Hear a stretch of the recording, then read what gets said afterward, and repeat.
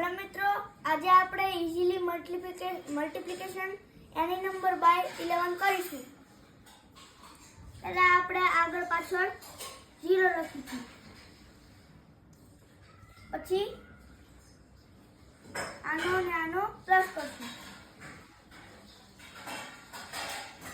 આનો અને આનો પ્લસ કરશું. આનો અને આનો પ્લસ કરશું. આનો અને આનો પ્લસ કરશું. આનો આન્સર આવ્યો 3894. પછી આપણે અહીંયા પણ આપણે આગળ પાછળ 0 લખીશું. પછી આપણે આનો અને આનો પ્લસ કરશું.